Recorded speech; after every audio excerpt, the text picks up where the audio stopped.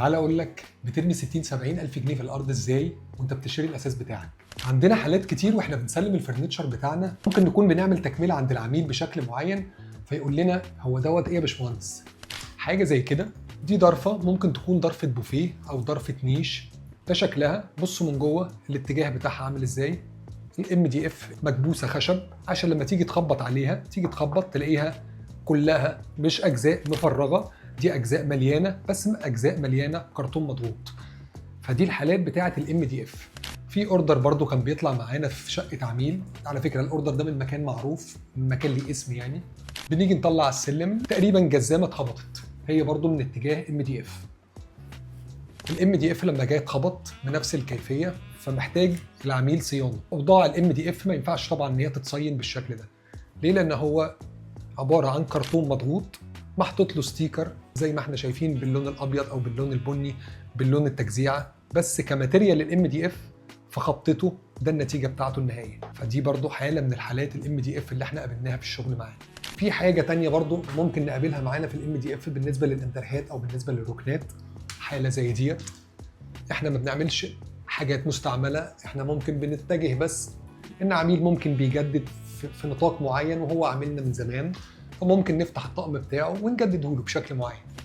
ده كده طقم انتريه بنيجي نفتحه للعميل عشان نيجي نجهزه من اول وجديد. بنفتح الطقم لقينا قش، لقينا كلينه، لقينا شاش، لقينا قطن، لقينا مواسير كهرباء بشكل معين، لقينا تقريبا الخشب بتاعه عباره عن اقفاص. شاري الانتريه دوت من مكان معروف وليه اسم، حاطط فيه قش او كلينو. طبعا الجزئيه اللي احنا بنتكلم عليها دي توفر معانا مبالغ كبيره جدا في الطقم، بمعنى ان انا بدل ما اجيب لوح مرتبه، لوح المرتبه عامله 3000 جنيه او 2800 2600، لا انا ممكن اجيب شويه كلينو تملى معايا الطقم كله باقل التكلفه. وطبعا عشان حضرتك كعميل ما تعرفش الاحساس او الملمس ما بين دوت ودوت، فباجي في الاخر بحط لك طبقه السفنج على الكلينو 2 سم او 3 سم عشان حضرتك لما بتيجي تضغط على الطقم ما تسمعش الصوت بتاع الخربشه او صوت الشخشخه بتاع القش بتاعنا. فده برضو حاجه من النماذج اللي احنا بنيجي نتفرج عليها في الاحداثيات اللي احنا بنشوفها. لما نيجي نتفرج على طقم في المستوى الاخشاب بتاعه نتفرج على حاجه تقريبا بالمستوى ده. ده حاجه طقم انتريه بيتعمل نقر ولسان في كل قطعه. ايه فكره ان نقر ولسان؟ يعني ايه كلمه نقر ولسان عموما؟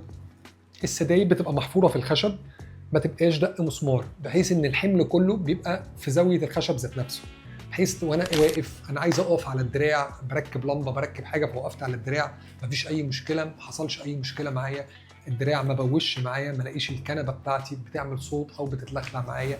معمول الكنبه على 2 طبليه، طبعا نقر ولسان في كل قطعه، دسر موجوده، قايم في النص، قايم على الحرف بتاعه عشان الحرف ده مجروح. ده الاخشاب المفروض نلاقيها في منتج لما نيجي نصنعه، ودي مراحل طبعا احنا بنفرجها للعميل قبل ما يجي يستلم وقبل اي حاجه في مرحله الاخشاب بتاعتنا.